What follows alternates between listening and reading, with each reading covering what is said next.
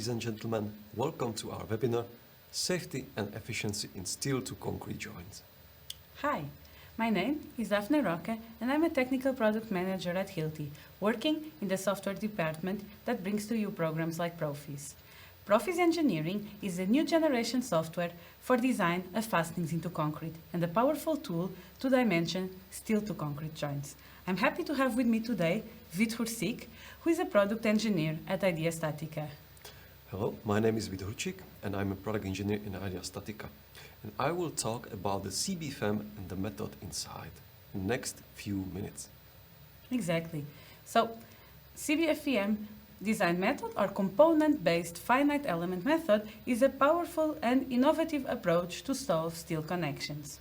Hilti and IDEA Statica are working together to help solve, from a calculation point of view, steel to concrete connections with the goal of bringing to you safe and efficient designs and fastenings into concrete.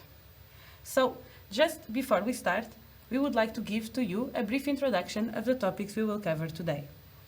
So we will start by framing a little bit the problem of steel to concrete joints and to touch also on what regulations are there in place for designing steel to concrete joints and all of the components that these joints have, like you can see in a picture I am about to share. Good. So, after we cover the Eurocode design for steel to concrete joints, we will look and deep dive into some of the pain points you and we have from engineers when designing steel to concrete joints. So, what are the typical problems that we find in the field? Then, Vit will guide you through the CBFEM method and introduce in really nice stuff in CBFEM method. Exactly. And we will take a look at a demo of PROFIS Engineering and how CBFEM method can really help solve steel to concrete fastenings. Furthermore, Vit will guide us through validation of results from PROFIS Engineering and the CBFEM method. We want to discuss this a little bit more in detail and then make just a brief conclusion and the key takeaways. What we would really like to have during the webinar is your direct feedback. So if you have questions on the webinar or ideas how to improve, please type them in the chat function on the screen. Also, if you would like us to cover other topics with our software in the future, or you have further ideas for webinar, just let us know. We will make some breaks and we will cover these questions during the webinar. So, starting with an introduction on steel to concrete joints. Basically, just to frame a little bit the problem. Typically, as an engineer, you are designing steel elements, and it's always necessary to pass the stress of steel elements either to concrete parts of the building or to the foundations. So there are different locations where you can find steel to concrete joints.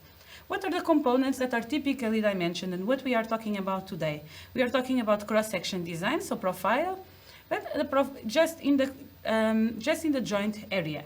Then we are talking about the welds that connect, for instance, these profiles to each other, or with welds to base plates. We have the base plates, the concrete block, the anchor, and the stiffeners eventually. Now, what we also know is that post-installed anchors are a critical part of the design, and they are part of structural applications in steel to concrete joints. So they must be also designed.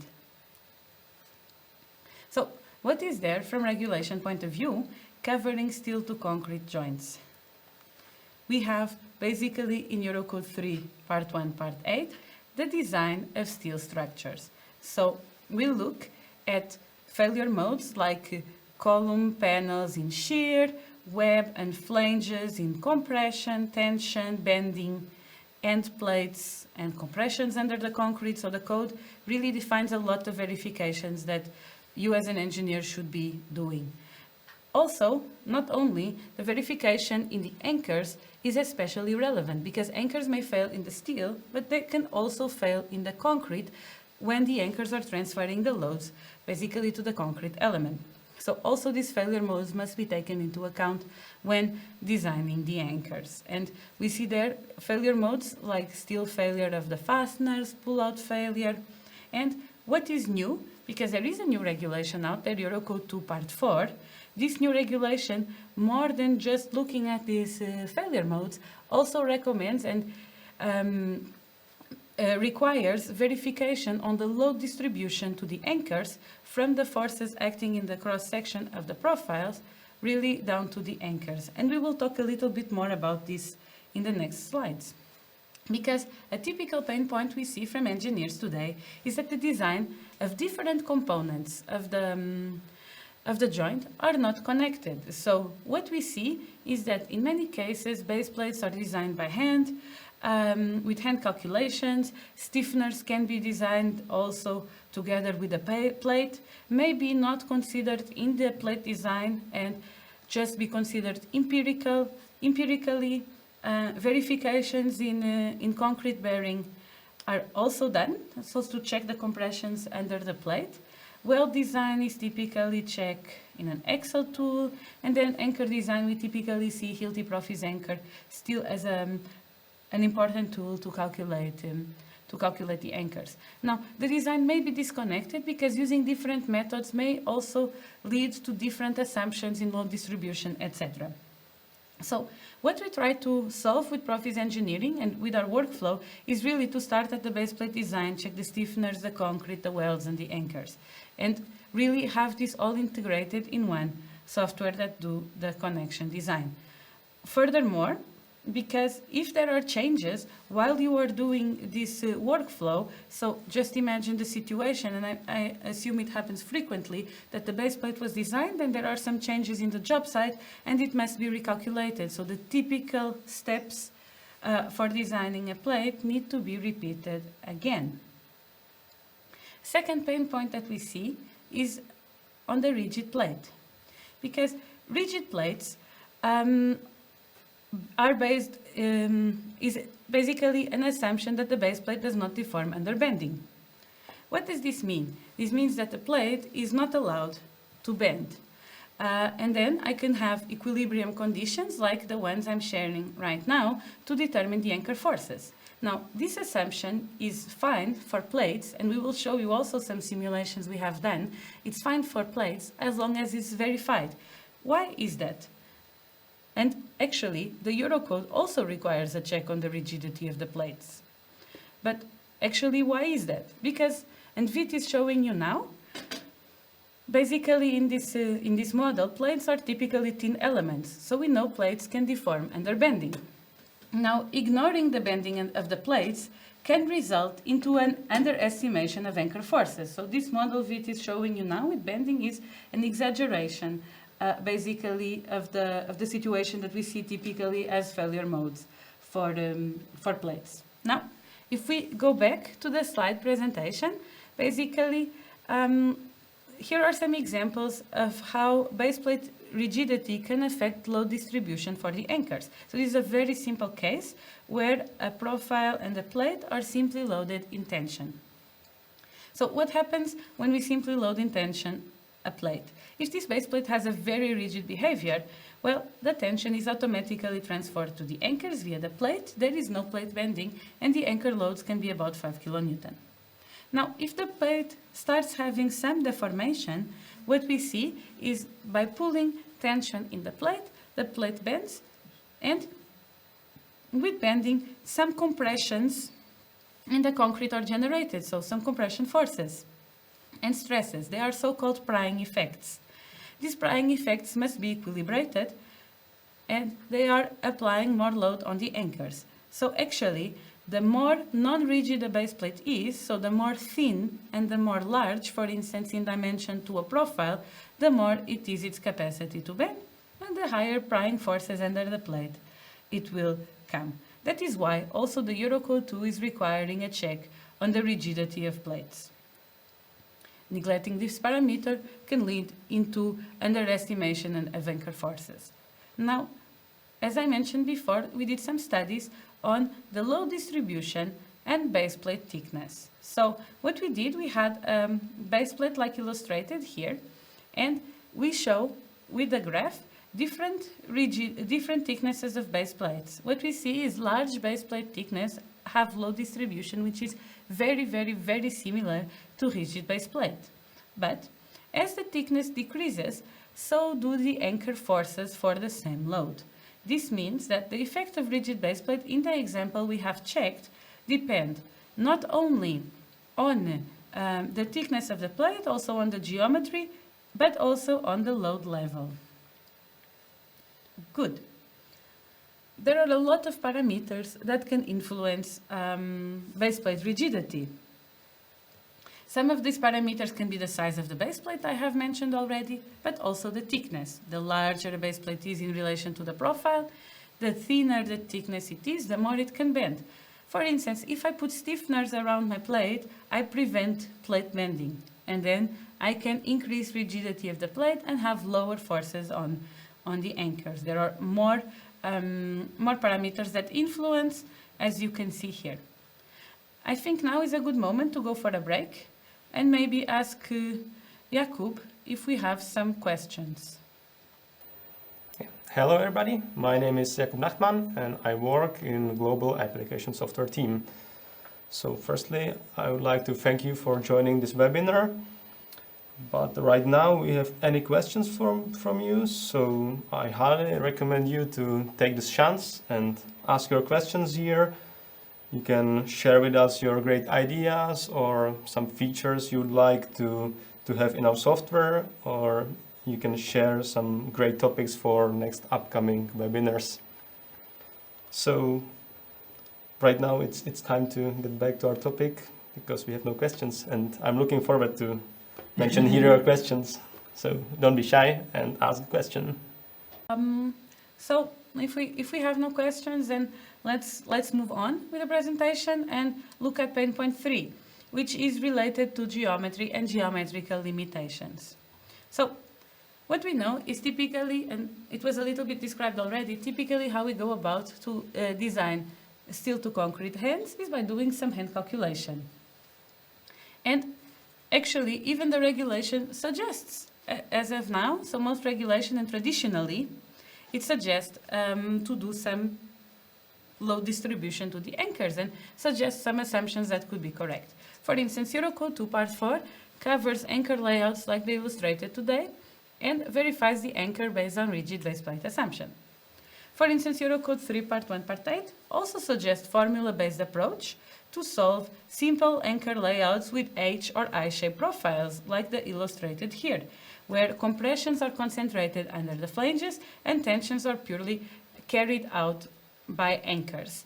And there is some assumption of lever arm, and then you can do the load distribution. Now, this works well for simple geometries. In case we have more complex geometries, then it is hard to find a solution. And Vit will show us in some moments how finite elements can really help us find a solution for these more complicated cases. And really, even for the simple cases, find fast solutions. So as a summary, an approach that is considering load distribution in real-life cases is missing. That covers all profiles, shapes, takes into account plate flexibility, considers the impact of stiffeners on the base plate, covers all anchor arrangements, and it's a fast and reliable tool. So, on that note, Vit, maybe you can walk us through the CBFEM? Sure. Let's talk about the CBFEM. CBFEM is a component-based finite element method. It's a method for design and code-check of steel joints and anchoring. The method is without the limits in topology, design or loading, and it gives code checks according to the code. The model can be designed step by step with manufacturing operations, and then it will be automatically transferred by CBFEM to analytical model. Finally, the analysis will be performed and the code checks complying with the code will be delivered to the user.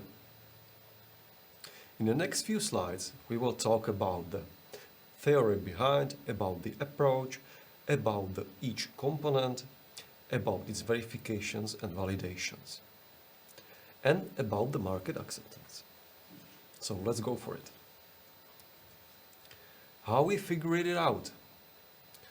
Well, we thought about the weak point of the component method, which is the limitation in topology. We merged finite element analysis with the basis of the component method, and that's how the CBFEM was born. So, actually, CBFEM is a powerful tool, and we have mentioned that the regulations such as Eurocode 3, Part 1, Part 8 provide some indication of how to determine steel-to-concrete joints. But Vit, what about finite elements? That's a great question, because as an adoption of the CBFEM goes really fast, the new version of the Eurocode determines a new term, the design-oriented finite element analysis. Design-oriented finite element analysis is a new code-required procedure to determine structural properties of the joint and anchoring. But how is CBFEM actually working? So we have a lot of questions of what is behind the component-based finite element method. And maybe you can shine some light I on understand that question. Basically, it's just simple. You can perform an experiment, you can perform exact finite element analysis, simulation of the behavior of the whole structure, but if you want to be safe, you must comply with the code. With the design-oriented finite element analysis, with the CBFEM, you can cover the real behavior of the structure. At the same time, it will take into account safety margin defined by the code. In the next few slides, we will talk about each and every component that will appear in the model. We will talk about how the profiles or the cross-sections are created from the shell elements. We will talk about the weld element behavior. We will talk about the anchors in tension. And we will talk about the concrete foundation block elements. Then the analysis model is created automatically behind, and we will talk about the key features. And the analysis will be performed and the code check delivered. And that's the final. So let's jump right into the elements. Great. So first we start with the member models, which are the profiles, stiffeners, and plate. True. And we have to know that in the exact center line of the plate, the shell element is generated. And the shell elements are connected together with the welds into the shape of the member or the profile or the cross-section. Welds. Every weld has its own finite element model. This model respects the geometry of the weld, the ductility of the weld, and the stiffness of the weld. And one of the best features that CBFEM can offer is the redistribution of the stress along the weld. Exactly. And why is it so important to consider redistribution of stress along the welds? It's because it brings us benefits not only in design, but also for cost-effective solutions. Maybe, Vit, you can a little bit go into that? Yes, because while you eliminate the peaks in the structure, in the weld, in the plate, you will redistribute the stress in the different area, and you will increase the capacity of the detail. Let's talk about the concrete block foundation element. The connection between the concrete and the base plate resists only in compression. The compression is transferred by Winkler-Pasternak subcell model, which represents the deformation of the concrete foundation block. And the tension is carried out by the anchors. Exactly. And so these compression springs and tension springs are really the boundary conditions to our CBFEM model, and which allow us to make cool stress distribution images like the contact stress between the plate and the concrete, where you see the compressions under the concrete and then the tensions to the anchor to have that equilibrium with the applied external forces. So our anchors are modeled, as Vit already described, with nonlinear springs. And these nonlinear springs are basically defined to accurately mirror the anchor behavior. Now, these are properties that are really anchor dependent, because if you have, for instance, a large an anchor with a large embedment depth, then maybe this anchor has a chemical anchor with a large embedment depth. Maybe this anchor have a more soft behavior than a stiff anchor, so get less load and has for the same amount of applied load. Or if we have a stiff anchor, for instance, this can be maybe a more small and mechanical anchor. Now, the stiffness of different fastening systems is important because in the job site, actually, when there are changes and the design was made with one anchor, it's not exactly the same to just replace it by another anchor. It must be considered also the stiffness effect of the anchors, and it's really a product-related characteristic. We have also at the beginning, you can see that all anchors act a little bit more stiff because this is due to some pre-stress during the installation of our anchors. Cool. And let's talk about the analysis model. The analysis model is created by the CBFEM behind without the essential input of the user. And the mesh is generated automatically. As we already mentioned, the welds connects each element, each component. So there is no need to generate intersection between meshes. And due to that fact, the mesh is independent for each and every component. CBFEM is capable of analysis with material nonlinearity and with geometrically and material nonlinearity.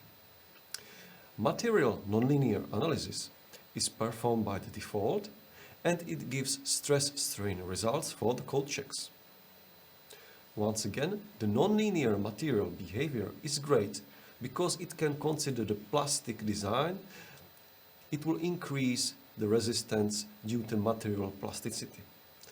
And we can reduce the local stress peaks due to redistribution of the forces into detail. Geometrical nonlinear analysis is suitable for the hollow section members when you can cover the deformation of the shape of the hollow section member. CBFEM has many more features, and we can talk about hours about them. We can talk about the nonlinear contacts between the entities, about the stand-off anchors, about the growth, about the concrete and non-cracked concrete behavior of the foundation block, for example, about the influence of the base plate rigidity, and many more. And I think it's now maybe time to get some questions from Jakub. So we see already some questions coming in. Yes, we have a lot of questions. So I have chosen 2 of them to be answered here right now. So the first question is it possible to also export the measurements in 2D? Can we have CAD details with dimensions or anchor spacing, etc.?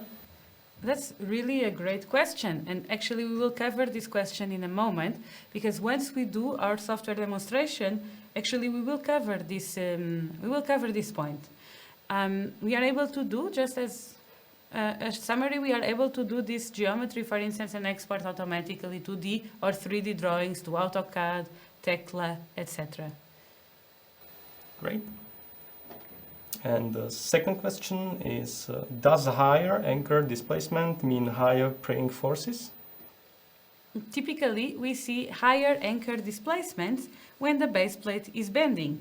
This means that if a base plate have higher displacement in the anchor, this can be due to one of the causes of higher displacement can be basically higher prying effects. But of course, if there is no plate bending, the anchor can just be deforming on its own. So this is a little bit case to case. But yes, if you have an example like the one I just showed, then this would be the case. Yes. Yeah. So I think. These are the questions. Well, thank you, Kuba, for the questions. Great. And we will jump back into the presentation. So how does the CBFEM helps engineers? Well, the CBFEM is a method that is robust, general, and without limits in topology, loading, or the design. And by a real-time manufacturing operation, engineer can step-by-step design desired detail or anchoring or the connection in everyday engineering practice. Great. So what we have next on the menu for you is a software demo. So maybe Vid, I can come here and I will quickly share my screen and show you basically our software demo.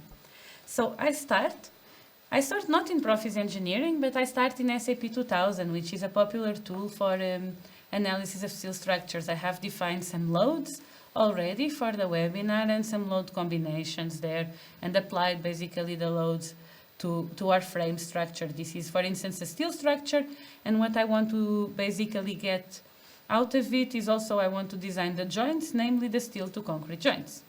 So in parallel, I start Hilti PROFIS Engineering, and once I start Hilti PROFIS Engineering, here I can create a new design. So you see this is a browser application. I started off Google Chrome. I create, basically I'm opening here an existing project. And I already made a little steel to concrete joint here. Not a large plate, some anchors, and I can go and, just like in PROFIS Anchor, adapt my concrete dimensions. I can play around a little bit with some reinforcement considerations, and then take a look into base plates, standoff, other features like that. And I can, what is new is that I can now define my welds, and I could even add stiffeners on top. But let's check that later. So I have two design options. I can check CBFEM, or I can still do my design according to rigid base plate assumption. I can do both. And also in anchor cases, we can already do the design per the new regulation Eurocode 2 Part 4. Great. So I'm now interested to bring basically to my connection my SAP 2000 details. So I'll start the calculation quickly, and while it is running, okay, it's run, and I have my reactions in the joint. So this is what I want to import. And you see we have, for instance, connection with SAP 2000. I need to a little bit find here my model. It's here found. So we have here in the site found. I need to select here the joint I'm interested to bring. And now I have basically the load combinations I initially did. Okay, if I select two joints, for instance, and I refresh my model, so the two joints are real-time brought into PROFIS Engineering. But now for the purpose of this demo, I will only select one joint. It's not needed to go through the two joints. Great. So I will import the loads from SAP directly into PROFIS without doing too much work, and I can see they're here. I just delete the first one. This was the first case I had there by default. Cool. So once I have done this, I can directly calculate with PROFIS Engineering, and it goes through the iterations in the finite element.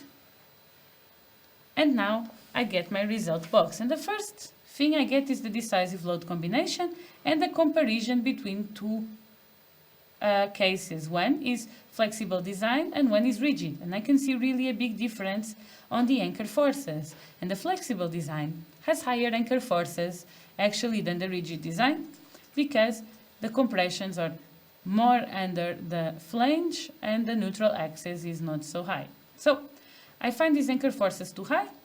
I want to a little bit optimize my base plate, and I will put some stiffeners around here. Cool. So I have some stiffeners. Let me rotate here just to see they're looking good. Okay. I will calculate again my base plate with stiffeners. And as my base plate is running, my calculation is running, I can see now again the decisive load combination, and I see basically that the anchor forces are much more close to rigid, so about 10%. I think this is okay as a deviation. I don't have much bigger anchor forces, and I see here neutral line is good as well. I don't have really some bending on the plate started, and I think this is fine. And so I can go and check my results. So what do I see as results? I see verifications on the anchor plate, all summarized.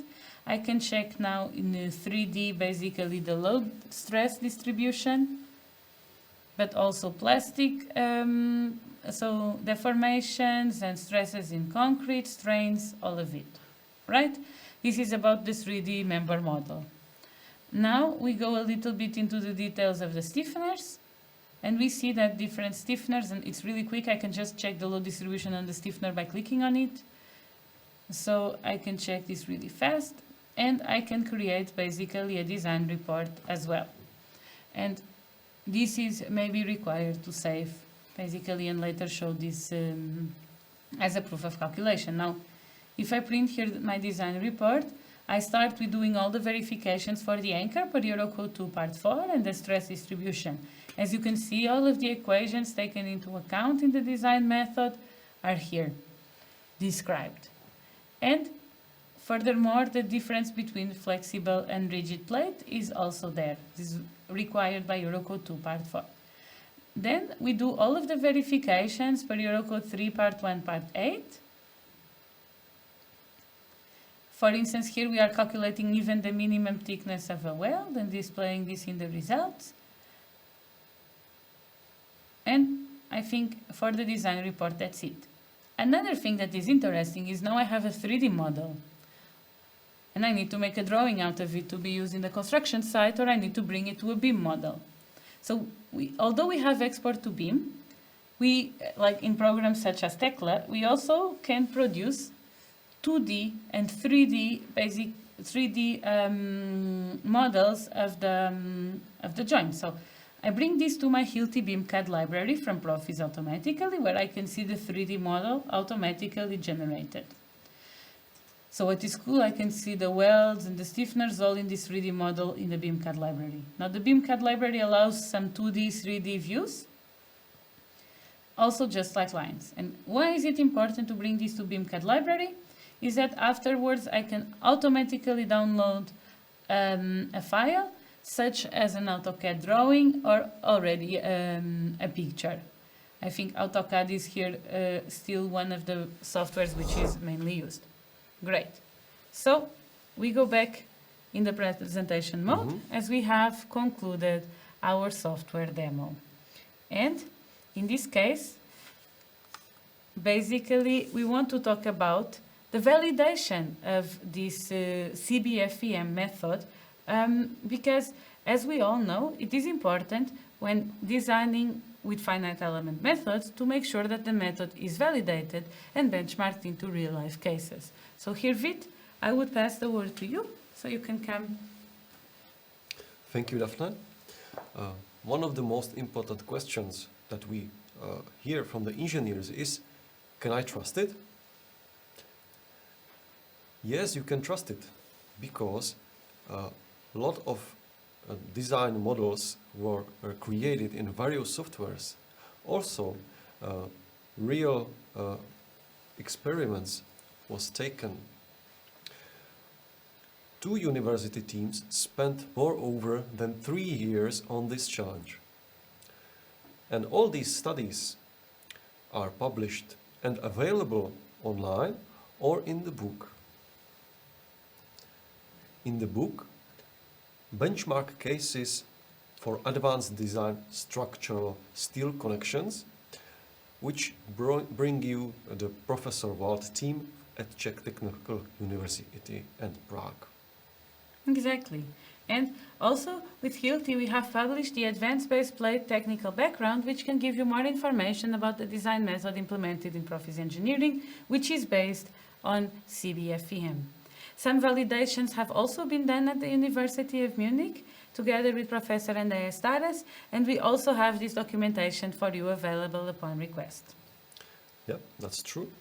And if you are interested, you can find all these studies, verification examples, and theory behind description online for free at cbfem.com.